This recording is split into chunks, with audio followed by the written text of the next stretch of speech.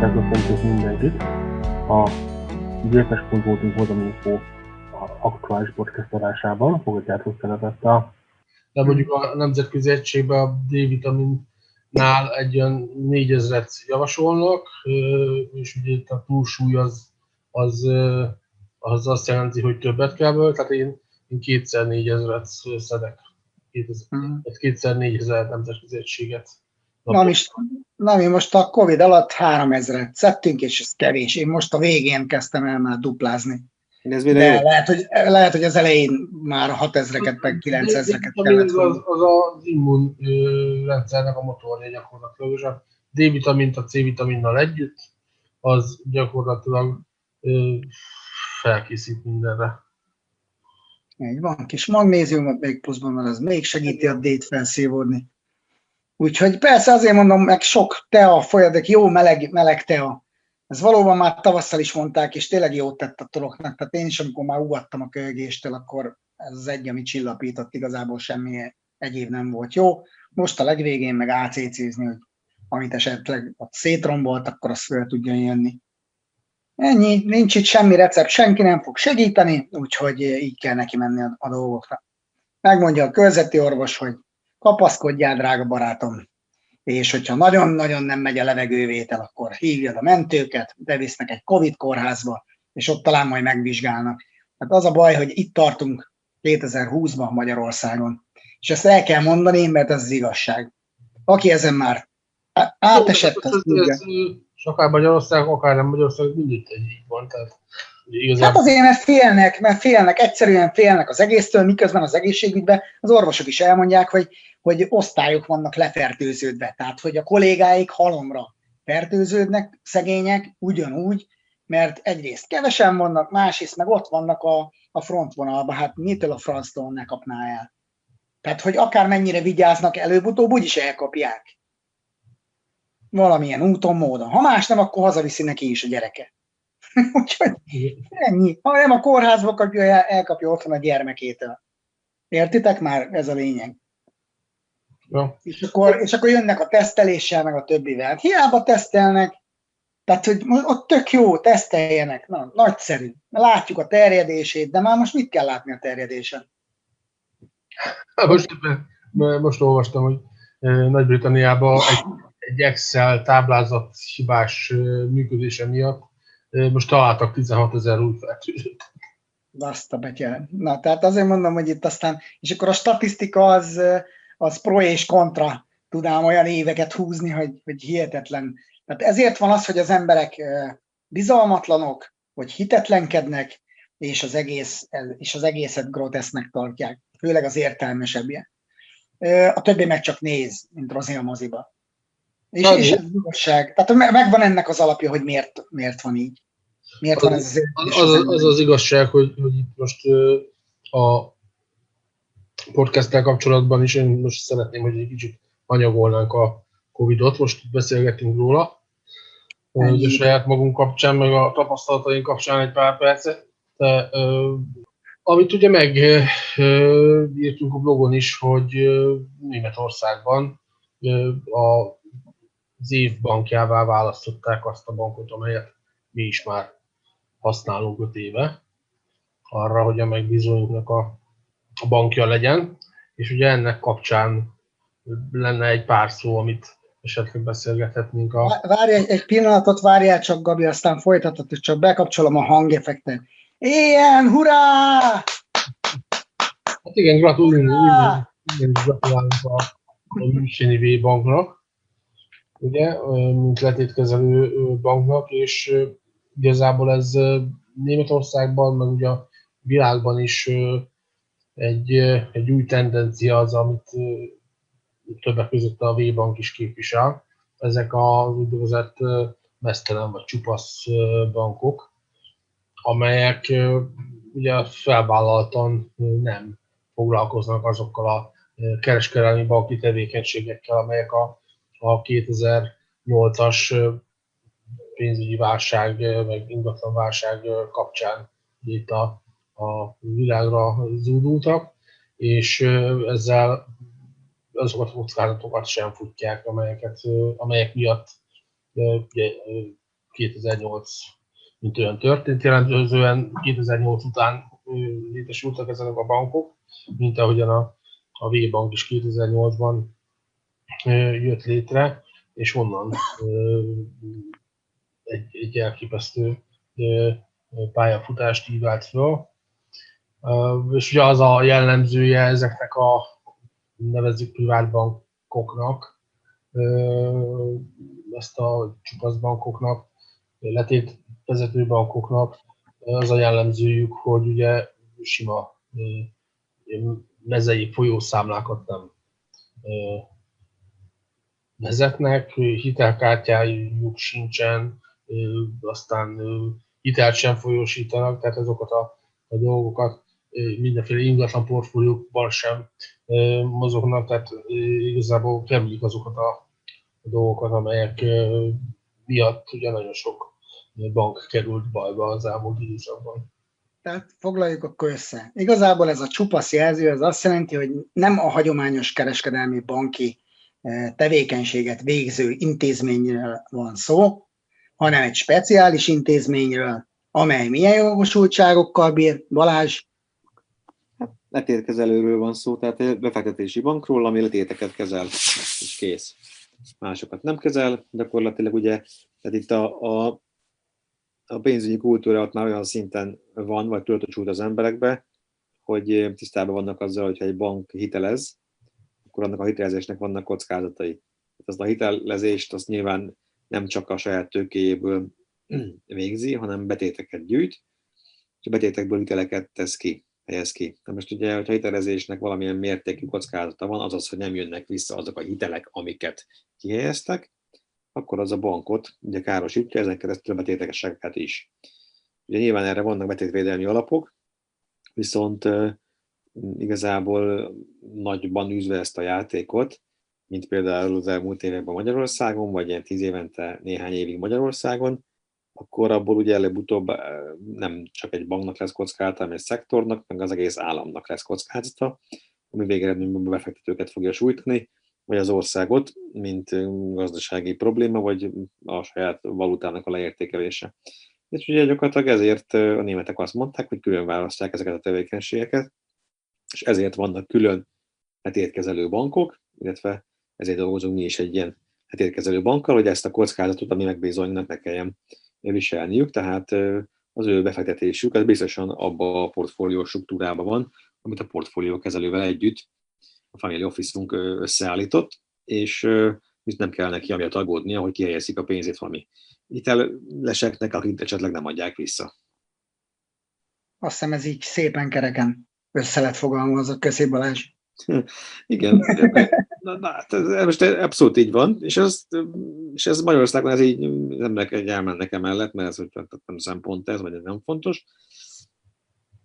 Ugye mindig az a kérdés, hogy hol van a pénz, tehát ugye mi 10 éve azért dolgozunk, hogy ezt mindenkinek transzparensen elmondjuk ebben a formában, hogy hát hol van a pénz, és hogyha tudjuk, hogy hol van a pénz, akkor rendben van, de hogy adjuk valakinek, aki majd ő azt elhelyezi valahova, vagy kihelyezi, akkor mi nem fogjuk tudni, hogy hol van ez a pénz, és akkor abban egy kockázattal fogunk szembesülni, úgyhogy mi ezt a fajta utat járjuk, és ezért ez a biztonságnak egy alapköve, egy alappillére, és ahogy a Gábor mondta, hogy azért természetesen vannak egy ilyen intézményben is kockázatok, és vannak itt biztonsági kategóriák, ezért, hogyha úgy alakul, akkor itt is van egy betétbiztosítási alap, a Német Bankárszövetség által létrehozott betétbiztosítási alap, ami viszont egy újabb garancia szintet jelent ebben a működési modellben, és hogyha minden kötél ellenére minden rendszer borul, akkor itt egy komoly több millió eurós betétbiztosítás védi a befektetőket az olyan típusú csődökre, mint amit annak idején Magyarországon 5 évvel ezelőtt egyébként a Budakes ügyfelei megtapasztaltak, tehát az itt gyakorlatilag ki van védve ez a fajta kockázat.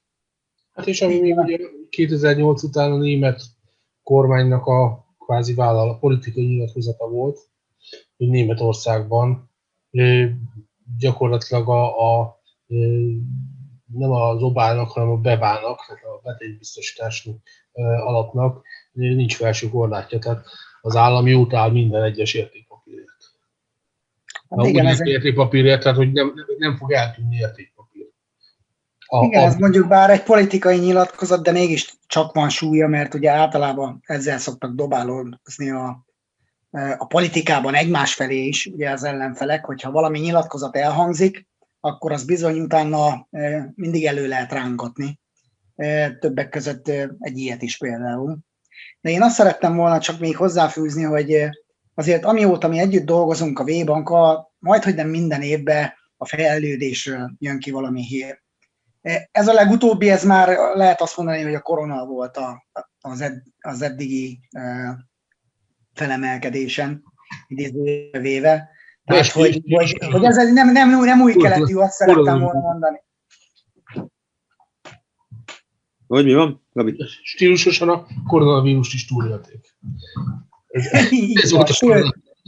Persze, egy pont, hogy gyakorlatilag ezek a dolgok, ugye a koronavírusra ezek a szolgáltatások, ezek felértékelődnek, tehát itt ugye a személyre szabadság, pontosan az, hogy elkerülöd a bankodat és online, tehát látjuk egyébként azt, hogy a napi szintű bankolásban, tehát a ugye pénzek tranzaktálásában lévő kereskedelmi bankrendszerben is milyen szinten nőtt ez meg, de az igény, de gyakorlatilag egy ilyen family office-szal együtt dolgozva, a letétkezelő bankkal a háttérben, gyakorlatilag itt is van nagyon sok folyamat ilyen módon úgymond vírusmentesen, egy víruskockázat nélkül elvégezhető. És igen, ezeket is, tehát ezeket a szakmai zsűri, amikor odaítélte ezt a díjat, akkor ezt is értékelte, hogy bizony ebben is léptek a fejlesztők. Hát szóval summa summarum, mi jól választottunk. És azok is jól választanak, akik velünk együtt dolgoznak. Így van, tehát abszolút biztonságos, megbízható helyet tudunk kínálni. Nincs olyan terméke, értelemszerűen. Valóban független és valódi biztonság, valódi garanciákkal állunk a megtakarítóink rendelkezésére, úgyhogy... Hát ezek voltak a legfontosabb visszacsatolások. Én úgy gondolom, mindenki erre vágyott, és mindenki ezt várta, ezt gondolta, és ez igazolódott vissza. Úgyhogy nem érdekes, mit szóltok a forint erősödéshez? Rákapcsolt a forint, ezt lehet hallani. Ettől hangos a pénzügyi sajtó. Hát, akkor lehet, hogy nem volt elég hangos. Nem hallottam olyan sikolyokat. Nem? Pedig ez így szokott lenni ilyen néma sikolyban. Hát jó, mondjuk ez tény is valahogy 10 forintot erősödött az elmúlt időszakban, mondjuk az elmúlt 2 hétben. Ugye 3,66-ról most 3,56-50. Úgyhogy hát ez nem is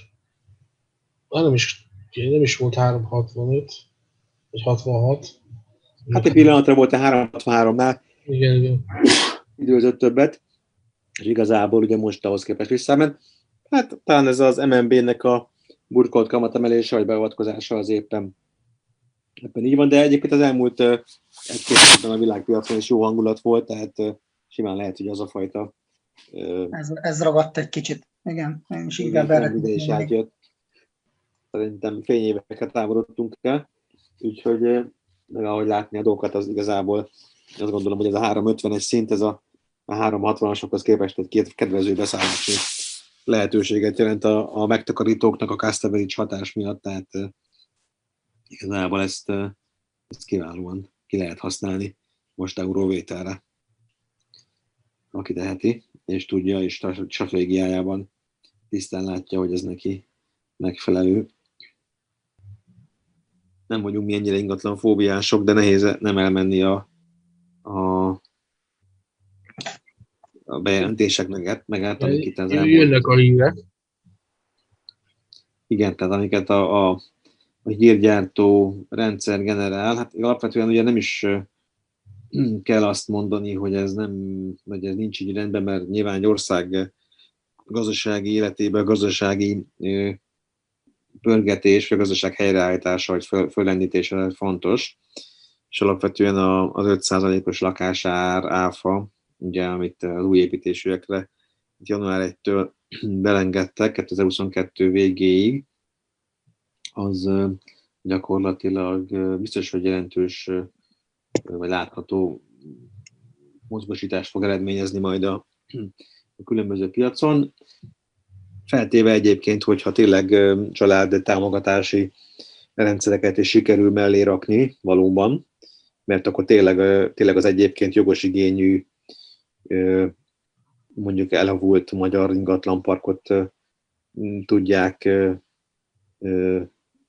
fejleszteni. Másrészt meg azért az elmúlt hónapok, vagy elmúlt évek kvázi boomja után még mindig nagyon sok ember él, vagy úgynevezett, hogy a gyerekek még nem repültek ki, vagy pedig az van, hogy tehát nem jutottak saját tulajdonú ingatlanhoz, családok, és a többi, és a többi.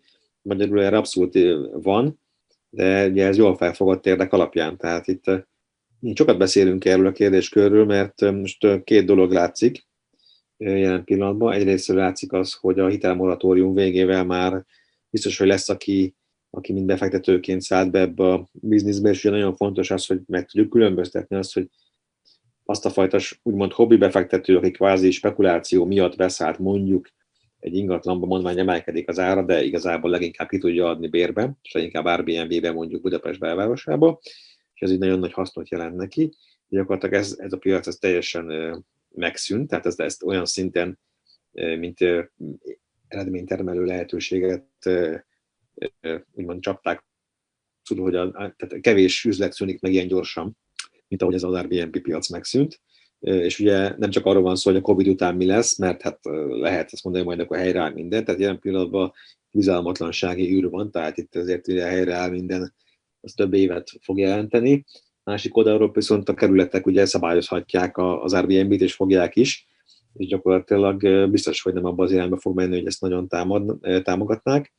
Úgyhogy gyakorlatilag itt nagyon sok olyan befektető, aki kiszámolta, hogy majd 10-20 évig fizeti az alacsony kamatokat a hitelért, és plusz kiadja a rövid távú ingatlan kiadásba a befektetésre szánt ingatlanját, az valószínűleg itt átgondolja a matekot jövő év első felében, vagy januártól, amikor ugye lehet fizetni a hiteleket. Ugye láttuk itt példákat, hogy kb. 10 milliós hitelre majdnem 800 000 forinttal kell többet visszafizetni a hitelmoratórium után. Úgyhogy nyilván egy 20-30-40-50 milliónál ez meg lényegesen több. Úgyhogy gyakorlatilag ez valószínűleg itt azt fogja eredményezni, bizonyos piaci szegmensek, azok szépen elindulnak lefele a lejtőn, tehát itt a használt lakásokra lehet gondolni. Ellenben mondjuk az új építésű lakások, meg akár új kondíciók mentén elindulhatnak, de én csak abba tudok bízni, hogy ez már nem a spekulatív befektetők megkáll lesz, hanem valóban a rászorulók, vagy a célzott rétegek, amiket most nagyon mondanak, hogy ez egy családtámogatási rendszer lesz, azok fognak megkapni, mert egyébként ugye a példa mutatja, hogy a rövidtávú befektetőket most is ugye a spekulációk mentén hát arcú csapta a piac, úgyhogy kérdés egyébként, hogy ez a hirtelen kimenekülés, ez mit fog eredményezni majd, hogy hányan tudnak mondjuk kiszaladni ezen az ajtón. Hát igen, főleg ha egyszer akarnak szaladni, akkor lehet, hogy szűk lesz az ajtó. Hát igen. Így szokták mondani. Igen, én azért még arra is kíváncsi leszek, Balázs, hogy ugye a forintgyengülés miatt megnövekedett árak, azok mondjuk azért az új építésű lakásoknál most itt az áfával játszhatunk, de szerintem a matek az nem lesz ennyire egyszerű. Én inkább arra várok, hogy lesz egyfajta kiegyenlítődés talán a használt és az új lakáspiac vonatkozásába, de mindenféleképpen egy lefele nyúló tendencia lesz, hogyha itt ráöntik a piacra ezt a nem kis mennyiségű, hát nem bedőlésre váró, de mondjuk azt meg akarja előzni történetű dolgok. Bármi is lesz, ugye az biztos, hogy gazdasági konjunktúra nem. Na most, ha pedig gazdasági konjunktúra nem lesz, akkor viszont a lakhatási kérdést is mindenki próbálja rendkívül költséghatékonyan megoldani, és ez nem biztos, hogy az új építésű lakások vásárlása lesz, hanem inkább megy mondjuk albérletbe, és ott fogja felszívni a keresletet a kínálat, és meglátjuk, hogy ez hova tereli, de az a lényeg, hogy a lakásépítéseket ez mindenképpen valamilyen szinten gátolni fogja ez a helyzet. Hát vagy szállodába költöznek az emberek, gyerekek. Hát most megnézitek a szállodai ajánlatokat, azért dobtak ám egy hátast, én csak úgy sugom. Jó? Bátran lapozgassatok, nyálozgassatok. De egyébként igen, és most olvastam egy cikket, vagy hallottam a hírekben, hogy gyakorlatilag a budapesti jó pár szálloda, az gyakorlatilag folyamatosan adja ki csökkentett áron a szobákat, és van rá kereslet. Tehát, hogy kvázi, ha már albérlet, akkor egy hotelt jó áron most ki lehet venni. Igen, amerikai filmbe élő epizódok játszódhatnak majd itt a Budapest életben. Gyakorlatilag 290 000 forint, szóval 90 000 forintért adnak. Egyik kedves ismerősöm most egy 4 vagy 5 napra érkezett, 200 euró. Mondjuk egy 4 csillagos kis motel, hotel, bármi. De tényleg, ha megnézed az árakat, hihetetlen. És ez még lesz lejjebb. Mert hogy a kereslet azért még így sem. Hát így van. Tehát, hogy az emberek azért tényleg tartanak. Tehát most megint csak visszakanyarodhatunk egy fél mondat erejéig, de igen, amíg a vírus és járványveszély van, addig magához térni a turizmus és őket kiszolgáló ágak nem fognak nagy valószínűséggel. Ugye itt a múlt héten beszélgettünk mi is arról, hogy jövő nyár a várható idézőjelbe vett normális kerékvágásba való visszaállás. Hát mindenki ezt próbálja most már így igazolgatni. Tehát a JP Morgan vezére is megszólalt, hogy jövő nyárig ne is álmodozzon senki arról, hogy a normális élethez való visszatérés meg tud valósulni. És ugye minden ebbe az irányba mutat, tehát hogy amikor lesz idézőjelbe véve már hathatós gyógymód és tömegek számára is megfelelő kezelési módszerek, akkor fog újra visszarendeződni a sor. És akkor az még mindig nem 1-2 hónap lesz, hanem akár megint egy bő 1 év, vagy másfél év, szóval ez egy hosszú játszma. Persze, abszolút. Abszolút. És nem véletlen az, hogy az emberek elkezdtek kicsit másképp gondolkodni a költéssel kapcsolatban is, ugye? Balázs, erről is beszéltünk a múltkor is, Gabi. Nem? Tehát, hogy a fogyasztást azt próbálják egy kicsikét így visszaszorítani, és tényleg az élelmiszeren kívül nagyon egyéb ilyen nagy fogyasztási cikkeket nem nagyon vásárolnak, és inkább próbálnak félretenni. De hát igazából a félretevésnek kellene akkor... Én inkább azt látom problémának, hogy ez inkább csak halasztott fogyasztás. Tehát nincs még, nem fájt még ez annyira, hogy átalakult volna egyfajta tényleg racionális életfelfogássá, vagy életvitelé az embereknél ez a történet, hanem csak azt mondja, hogy jó, akkor most ezt a tévét most nem veszem meg, majd csak fél év múlva. Tehát, hogy olyan szinten racionalizálódik persze, hogy próbál túlélni, de itt még mindig, amit mindig is hangsúlyoztunk, ugye, hogy meg mások is hangsúlyoznak, hogy nem lesz ugyanolyan, mint volt, de azért mindenkiben benne van még az, hogy szeretné, hogy olyan legyen, mint amilyen volt. Persze. Nem lesz, és ugye ezt még így nem fogadta el szerintem nagyon sok ember. Igen, kell még egy kis többlet, nagy valószínűséggel, de talán nem is baj. Kell, hogy az emberek egy kicsit racionálisabban gondolkodjanak pénzügyekben is. És hogyha ehhez kellenek ilyen negatív szkenáriók, akkor hát ezt de most, hogyha... groteszk ezt kimondani, de akkor kell ilyen. Tehát, hogy valaminek történnie kell ahhoz, hogy az emberek egy kicsikét felelősségteljesebben tudjanak az a fajta filozófia, amit mi képviselünk, tehát az, hogy nem azt mondjuk, hogy ne legyen ingatlanja valakinek, hanem azt mondjuk, hogy legyen neki az is, de hogy legyen pénzügyi befektetése, konkrétan építsen vagyont értékpapírokból, részvényekből főleg, mert hogy ugye a részvények azok ugye valódi értéket képviselnek, már olyan értelemben, hogy tárgyi értéket képviselnek, mert egy cég tulajdont, egy know-how-t, egy ingatlant, egy gyártósort, stb. Tehát igazából ezt kellene megértenie mindenkinek, hogy amellett, hogy valaki ingatlanozik, amellett ne csak ingatlanozzon, hanem mondjuk értékpapírok segítségével építsen vagyont. És ilyen szituációkban, amikor ugye egyszerre akarnak sokan kimenni az ajtón, akkor neki nem lesz létszükséglet, hogy kimenjen az ajtón, mert hogyha pénzre van szüksége, akkor bizony azokból az értékpapírokból, amelyek éppen nyereségben vannak, azokból minden további nélkül tud értékesíteni, és pénzt szerzik, hogyha arra szüksége van. Nem úgy, mint mondjuk egy ingatlanból, ahol ugye egy fürdőszobát nem tud külön eladni, vagy hogyha el is kell, sok ingatlanja van, és egyet el kell adnia, akkor azt nem biztos, hogy gyorsan el tudja adni, vagy ha gyorsan el tudja adni, akkor valószínűleg rossz áron fogja tudni csak eladni. Tehát igazából ezt kellene megértenie annak a sok ingatlan befektetőnek, aki rácsúszott erre a dologra, és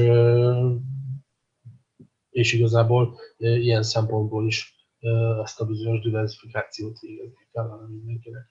Igen, ezekkel, hogy megismerjék a piacok működését, hogy megismerjék maguk körül a világot, tehát hogy ne csak ilyen csőlátás tudjon kialakulni, ez nagyon fontos. De ehhez pedig kellenek azok a szolgáltatók is, mint amilyenek mi vagyunk, kellenek pénzügyi tervezőirodák, kellenek olyan szakemberek, akik ezt meg tudják mutatni, irányt tudnak mutatni, el tudják magyarázni, azt a valós igényét a tömegeknek, hogy tervezni tudjanak. Tehát a tervezhetőséget tartsák a fókuszban. Ez a legfontosabb, mert mindenki tudja, hogy kell egy terv. Erről szerintem kár lenne vitát nyitni. Itt inkább az, hogy azt a tervet össze tudja állítani, és el tudja valahonnan kezdeni. Mert nyilván az fog változni.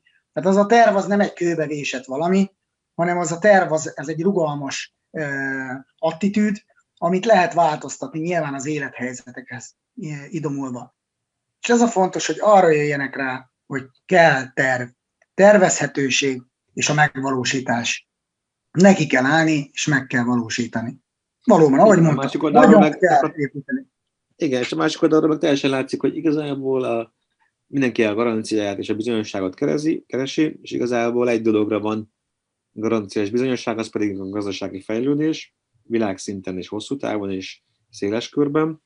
Magyarul akkor van a legnagyobb garanciális biztonságban a befektetésed, az érték növekedése és a jövő szempontjából, hogyha a világpiacba fektetsz, mert különben nem fogod tudni egyszerűen akkor az ilyen típusú hullámoknak, amiket itt az elmúlt percekben beszéltünk át, ennek lesz kitéve az illetőnek a befektetése. Szerintem ezek jók is lesznek így végszókra. Nem, Gábor? Így van. Úgyhogy köszönjük szépen a figyelmet, ez egy nagyon jó végszó is volt egyben. Vigyázzatok magatokra, vírusra, hordjatok maszkot, fertőtlenítsétek a kezeiteket. A jövő hétig is, a következő podcast adásunkig is iratkozzatok fel a YouTube csatornánkra, jelöljétek be a kisrangot, hogy értesüljetek az újabb videótartalmakról. Addig is legjobbakat, szervusztok! Sziasztok! Sziasztok!